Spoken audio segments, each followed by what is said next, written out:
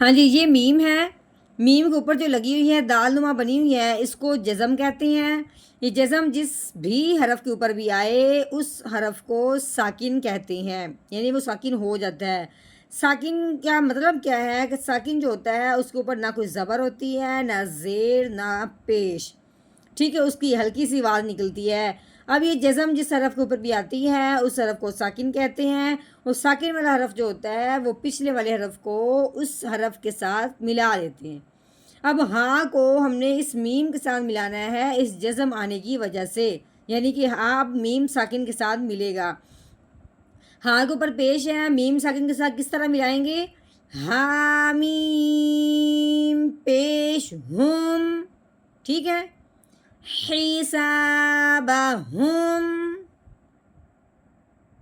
نحمده ونصلي على رسوله الكريم، اما بعد فاعوذ باللہ من الشیطان الرجیم، بسم اللہ الرحمن الرحیم۔ السلام علیکم ورحمۃ اللہ وبرکاتہ۔ امید ہے آپ سب خیریت سے ہوں گے، انشاءاللہ جہاں ہوں گے ایمان اور صحت کی نعمت سے مالا مال ہوں گے۔ ہاں جی، تو آغاز کرتے ہیں ہم اپنے آج کے سبق کا دعاؤں کے ساتھ، تو چلیے شروع کرتے ہیں۔ اللہم صلی علی سیدنا و مولانا محمد وعلی آل سیدنا و مولانا محمد وبارک وسلم۔ رب اشرح لی صدری ویسر لی امری واحلل عقدۃ من لسانی یفقہوا قولی۔ رب زدنا علما، رب زدنا علما، رب زدنا علما۔ اعوذ باللہ من الشیطان الرجیم، بسم اللہ الرحمن الرحیم۔ یہ سا ہے، سا نرمی والا ہوتا ہے، سیٹی والی آواز بالکل نہیں نکالنی، اوپر والے دانت اور نیچے والے دانتوں کے درمیان ہلکی سی زبان کی نوک باہر لے کے آنی ہے، ٹھیک ہے۔ اس کے بعد دیکھیں سا کے جو اوپر لگی ہوئی ہے اس کو پیش کہتے ہیں، ٹھیک ہے۔ یہ میم ہے، میم کے اوپر جو لگی ہوئی ہے یہ 3 دندوں والی، اس کا نام شد ہے۔ شد جس حرف کے اوپر بھی آتی ہے اس حرف کو مشدد کہتے ہیں، شد سے مشدد بن جاتا ہے۔ مشدد حرف جو ہوتا ہے وہ پچھلے والے کو اپنے ساتھ ملاتا بھی ہے، اس کے بعد جو اس کو اپنی زبر زیر پیش ہو وہ پڑی جاتی ہے۔ دوسری بات، میم اور نون پہ جب یہ شد آ جاتی ہے تو میم اور نون پہ ہمیشہ غنہ کرتے ہیں۔ تو پہلے ہم نے کیا کرنا ہے، سا کو میم کے ساتھ ملانا ہے، پھر اس کے بعد غنہ بھی کرنا ہے۔ کیسے کرنا ہے؟ سا میم پیش ثم، میم کا غنہ کیسا ہوتا ہے؟ منہ بند کر کے ناک میں سے آواز نکالنا، ٹھیک ہے۔ میم زبر ما، ثم، ہاں جی، یہ الف ہے، الف کے نیچے کیا لگی ہوئی ہے؟ زیر لگی ہوئی ہے۔ آگے یہ نون ہے، نون کے اوپر لگی ہوئی ہے شد۔ شد والا جو حرف ہوتا ہے وہ پچھلے والے کو اپنے ساتھ ملاتا ہے۔ اب ہم نے کیا کرنا ہے، حمزہ کو نون کے ساتھ ملانا ہے، ٹھیک ہے۔ تو اس کے بعد نون کے اوپر جو شد لگی ہوئی ہے اس کی وجہ سے اب ہم نے اس پہ کیا کرنا ہے، غنہ بھی کرنا ہے۔ تو کیا کرنا ہے اب ہم نے، حمزہ نون زیر ان، یہ الف ہے، الف کے نیچے جو زیر لگی ہوئی ہے اس زیر کی وجہ سے الف حمزہ بن گیا، ٹھیک ہے۔ اس لیے ہم نے اس کو الف نہیں پڑھنا، حمزہ پڑھنا ہے۔ آگے یہ نون ہے، نون کے اوپر زبر لگی ہوئی ہے، نون زبرنا ان، یہ عین ہے، عین کے اوپر زبر لگی ہوئی ہے، عین زبر ع۔ یہ لام ہے، لام کے اوپر جو لگی ہوئی ہے یہ زبر ہے۔ آگے یہ یا ہے، یا کے اوپر جو لگی ہوئی ہے اس کو جزم کہتے ہیں۔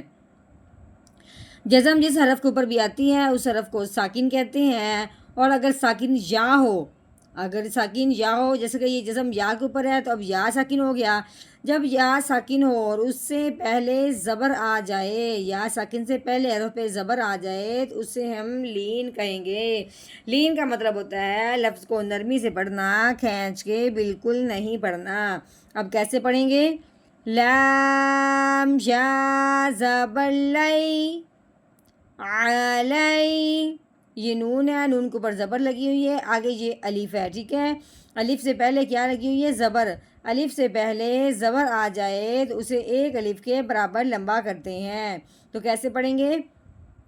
نون الف زبر نا، علینا، کیسے پڑھیں گے؟ علینا. یہ ہا ہے، ہا کے نیچے زیر لگی ہوئی ہے. ہا زیر ہی. یہ سین ہے، سین کے اوپر زبر لگی ہوئی ہے. آگے یہ الف ہے، الف سے پہلے جب زبر آ جائے تو اسے ایک الف کے برابر لمبا کرتے ہیں. تو کیسے پڑھیں گے؟ سین الف زبر سا، حیسا. ٹھیک ہے، حیسا. یہ با ہے، با کے اوپر زبر لگی ہوئی ہے. با زبر با، حسابا. یہ ہا ہے، ہا کے اوپر پیش لگی ہوئی ہے. آگے یہ میم ہے، میم کے اوپر جزم لگی ہوئی ہے. جزم جس حرف کے اوپر بھی آتی ہے اس حرف کو ساکن کہتے ہیں. ساکن والا حرف جو ہوتا ہے وہ پچھلے والے کو اپنے ساتھ ملاتا ہے. اب ہم نے ہا کو میم ساکن کے ساتھ ملانا ہے. تو کیسے پڑھیں گے؟ ہا میم پیش ہم، حسابہم. یہ ہاں موٹی والی ہے، اس کو ہم نے حلق سے موٹی والی آواز نکالنی ہے. ہا کی آواز بالکل نہیں نکالنی. ہا یہ ہے، ہا یہ ہے جو دو آنکھوں والی ہا، موٹی ہا ہے. آگے جی وقف. وقف کی صورت میں کیا صورتحال بنتی ہے؟ وقف کی صورت میں جو آخر والا حرف ہوتا ہے وقف کے ساتھ والا، اس کو کر دیتے ہیں ساکن اگر وہ ساکن نہ ہو. یعنی کہ یہ جزم والا حرف ہو تو وہ ساکن ہوتا ہے نا، اگر تو وہ ساکن نہ ہو تو اس کو ساکن کر دیتے ہیں. تو اگر تو وہ پہلے سے ہی ایسے ساکن ہو، آخر والے حرف پہ یہ جزم ہو، تو اس کو ویسے کا ویسے رہنے دیتے ہیں، اس میں کچھ تبدیلی نہیں کرتے. تو کیسے پڑھیں گے؟ آگے وقف حسابہم، حسابہم. چلیے جی، اب مکمل آیت کا توڑ کرنے کے بعد اب ہم نے کرنا ہے اس کا مکمل جوڑ اور روانگی کے ساتھ پڑھنا ہے. تو آپ نے بہت دھیان اور توجہ سے سننا ہے اور ویسے پڑھنے کی کوشش بھی کرنی ہے. اعوذ باللہ من الشیطان الرجیم. سورۃ الغاشیہ مکیہ.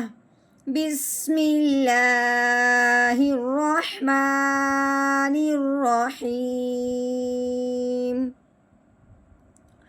ثم ان علینا حسابہم.